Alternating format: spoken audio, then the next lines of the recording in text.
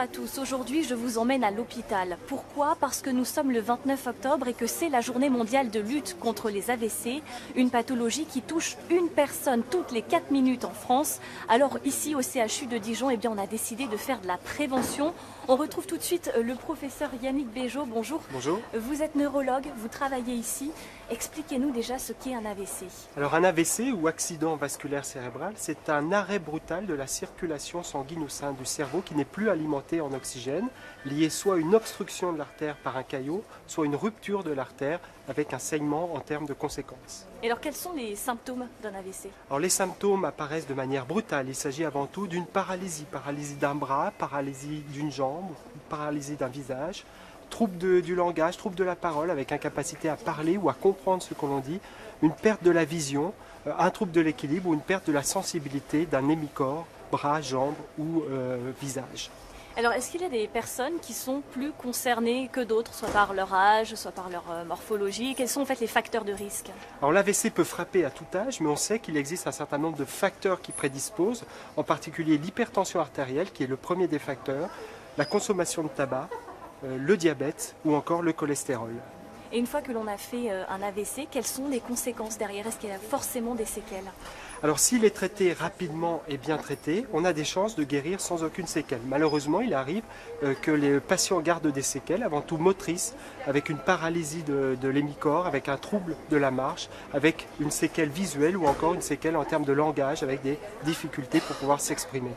Très bien, merci professeur Merci. Béjot. Et justement, pour ne pas en arriver là, eh bien ici, on fait de la prévention. On va retrouver tout de suite le professeur Maurice Giroux qui fait partie de l'association France AVC 21. Il est aussi professeur en neurologie. Bonjour, professeur. Bonjour.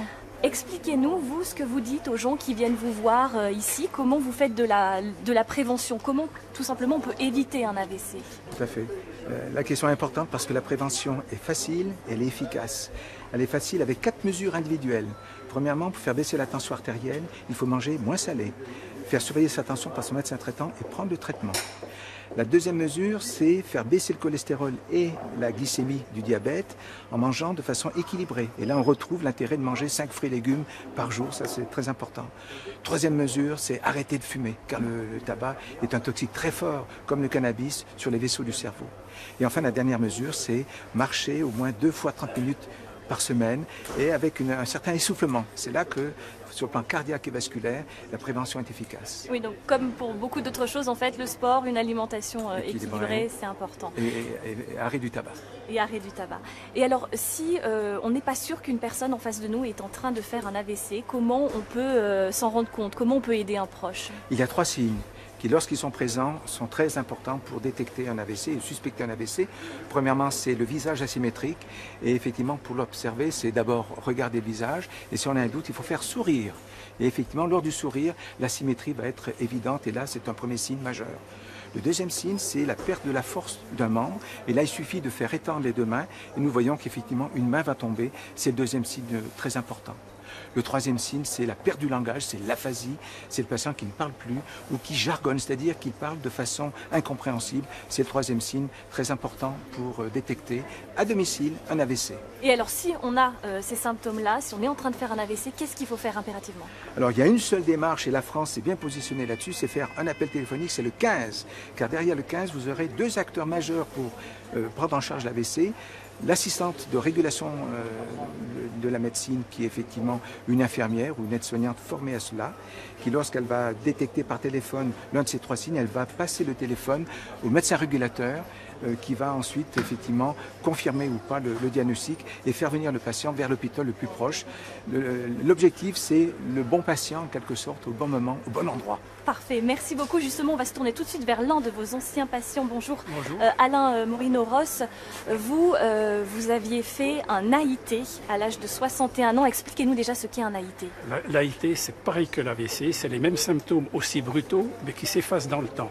Alors le temps, ça peut être une poignée de secondes, comme ça va être plusieurs minutes ou quelques heures. Et alors, vous, concrètement, quels symptômes vous aviez eu? Comment vous êtes rendu compte que vous étiez en train de faire un AIT? Alors j'ai fait un AIT, parce que je m'en suis rendu compte, parce que j'ai perdu complètement la vue, complètement. Mais je m'en suis aperçu, bien sûr, ça m'a interpellé, parce que j'étais au volant de ma voiture sur l'autoroute.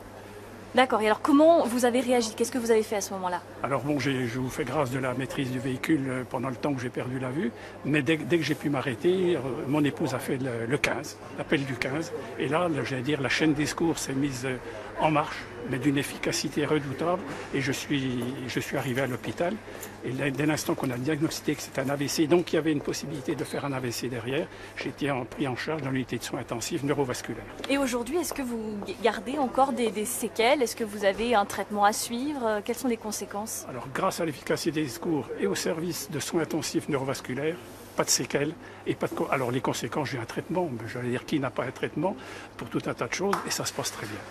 Et donc, c'est quoi? Ce sont des médicaments à prendre? Est-ce que vous faites aussi plus attention sur votre alimentation, sur d'autres choses? Oui, exactement. Ce sont des médicaments à prendre. Mais je pratique une activité physique régulièrement et je mange de façon un peu plus saine. Parfait, merci beaucoup. Et bien pour plus d'informations, c'est toute la journée ici au CHU de Dijon. Moi, je vous retrouve demain à Dole. À demain.